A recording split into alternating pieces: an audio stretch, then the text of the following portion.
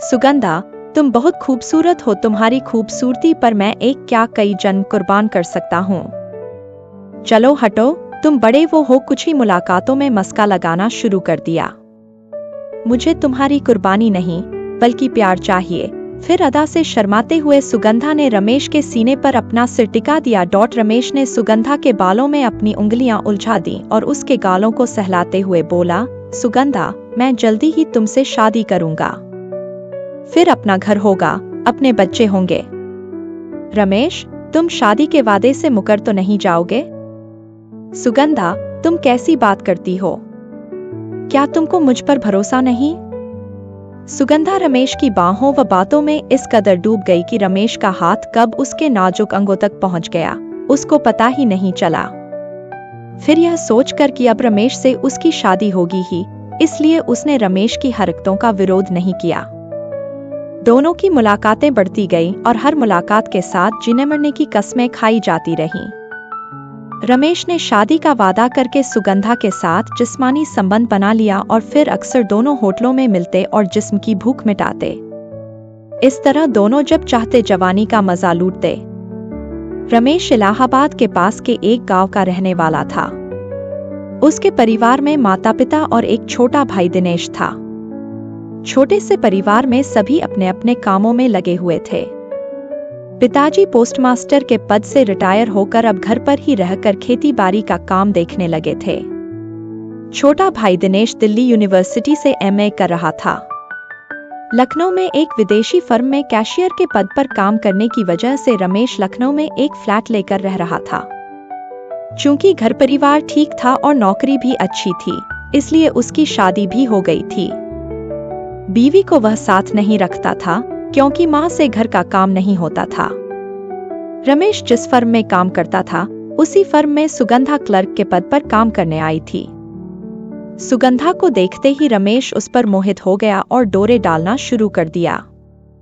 रमेश की शराफत, पद और हैसियत देखकर सुगंधा भी उसे पसंद करने लगी। रमेश ने सुगंधा को बताया कि वह कुंवारा है और उससे शादी करना चाहता है। अब चूंकि रमेश ने उससे शादी का वादा किया, तो वह पूरी तरह उसकी बातों में ही नहीं, आगोश में भी आ गई। समय सरकता गया। रमेश सुगंधा की देह में इस कदर डूब गया कि घर भी कम जाने लगा। वह घर वालों को पैसा भेज देता और चिट्ठी में छुट्टी न मिलने का बहाना लिख देता था। एक दिन पार्क में जब वे दोनों मिले, तो सुगंधा ने रमेश से कहा, रमेश, अब हमें शादी कर लेनी चाहिए। अभी तक आपने मुझे अपने घर वालों से भी नहीं मिलाया है। मुझे जल्दी ही अपने माता पिता से मिलवाइए और उन्हें शादी के बारे में बता दीजिए। रमेश सुगंधा को आगोश में लेते हुए बोला, अरे मेरी सुग्गो, अभी शादी की जल्दी क्या है? शादी भी कर लेंगे, कहीं भागे तो जा नहीं रहे हैं? नहीं, मुझे शादी की जल्दी है। रमेश, अब मुझे अकेलापन अच्छा नहीं लगता है, सुगंधा ने कहा। ठीक है, कल शाम को मेरे कमरे पर आ जाना। वही शादी के बारे में बात करेंगे, रमेश ने सुगंधा के नाजुक अंगों से खेलते हुए कहा। मैं शाम को 8 बजे आपके कमरे पर आऊंगी। रमेश ने सुगंधा के होठों का एक चुंबन लेकर उससे विदा ली। रमेश ने अभी तक शादी का वादा कर सुगंधा के साथ खूब मौज मस्ती की, लेकिन उसकी शादी की जिद से उसे डर लगने लगा था। सच तो यह था कि वह सुगंधा से छुटकारा पाना चाहता था, क्योंकि एक तो सुगंधा से उसका मन भर गया था, दूसरे वह उससे शादी नहीं कर सकता था। शाम को 8 बजने वाले थे कि रमेश के कमरे पर सुगंधा ने दस्तक दी। रमेश ने समझ लिया कि सुगंधा आ गई है। उसने दरवाजा खोला और उसे बेडरूम में ले गया। हाँ, अब बताओ सुगंधा, तुम्हें शादी की क्यों जल्दी है? अभी कुछ दिन और मौज मस्ती से रहें, फिर शादी करेंगे, रमेश ने उसे सीने से चिपकाते हुए कहा। नहीं, जल्दी है। उसकी कुछ वजहें हैं। क्या वजहें हैं? रमेश ने चौंकते हुए पूछा। तभी बाहर दरवाजे पर हुई दस्तक से दोनों चौंके। रमेश सुगंधा को छोड़कर दरवाजा खोलने के लिए चला गया। सुगंधा घबराकर एक तरफ दुबक कर बैठ गई। इतने में रमेश को धकेलते हुए 3 लोग बेडरूम में आ गए। अरे, तू तो कहता था कि यहाँ अकेले रहता है। ये क्या तेरी बीवी है या बहन? उनमें से एक पहलवान जैसे शख्स ने कहा। देखो, जबान संभाल कर बात करो, रमेश ने कहा। तभी एक ने रमेश के गाल पर जोर का थप्पड़ मारा और उसे जबरदस्ती कुर्सी पर बैठाकर बांध दिया। तीनों सुगंधा की ओर बढ़े और उसे बेड पर पटक दिया। सुगंधा चीखती चिल्लाती रही, उनसे हाथ जोड़ती रही, पर उन्होंने एक न सुनी और बारी बारी से तीनों ने उसके साथ बलात्कार किया। उधर रमेश कुर्सी से बंधा कसम साता रहा। जब सुगंधा को होश आया तो वह लुट चुकी थी। उसका अंग अंग दुख रहा था। वह रोने लगी। रमेश उसे हिम्मत बंधाता रहा। फिर सुगंधा के आंसू पोंछते हुए रमेश ने कहा, सुगंधा, इसको हादसा समझकर भूल जाओ। हम जल्दी ही शादी कर लेंगे, जिससे यह कलंक मिट जाएगा। सुगंधा उठी और अपने घर चली गई। वह एक हफ्ता की छुट्टी लेकर कमरे पर ही रही और भविष्य के बारे में सोचकर परेशान होती रही थी, लेकिन रमेश द्वारा शादी का वादा उसे कुछ राहत दे रहा था। सुगंधा हफ्ते भर बाद रमेश से मिली, तब बोली कि अब वह जल्द ही उससे शादी कर ले, क्योंकि वह बहुत परेशान है और वह उसके बच्चे की मां बनने वाली है। क्या कहा तुमने? तुम मेरे बच्चे की मां बनने वाली हो? सुगंधा, तुम होश में तो हो अब तो यह तुम मुझ पर लांछन लगा रही हो मालूम नहीं यह मेरा बच्चा है या किसी और का? रमेश ने हिकारत भरी नजरों से देखते हुए कहा। नहीं नहीं रमेश, ऐसा मत कहो, यह तुम्हारा ही बच्चा है। हादसे वाले दिन मैं तुमसे यही बात बताने वाली थी, सुगंधा ने कहा, पर रमेश ने धक्का देकर उसे निकाल दिया। सुगंधा जिंदगी के बोझ से परेशान हो उठी।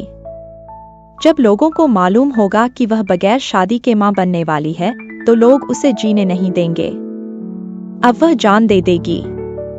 अचानक रमेश का चेहरा उसके दिमाग में कौंधा। धोखेबाज ने आखिर अपना असली रूप दिखा ही दिया। एक दिन जब सुगंधा बाजार जा रही थी, तो देखा कि रमेश किसी से बातें कर रहा था। उस आदमी का डील डॉल उसे कुछ पहचाना सा लगा। सुगंधा ने छिपते हुए नजदीक जाकर देखा तो रमेश जिन लोगों से हंसकर बातें कर रहा था, वे वही लोग थे जिन्होंने उस रात उसके साथ बलात्कार किया था। अब सुगंधा रमेश की साजिश समझ गई थी। उसने मन में ठान लिया कि अब वह मरेगी नहीं, बल्कि रमेश जैसे भेड़िए से बदला लेगी।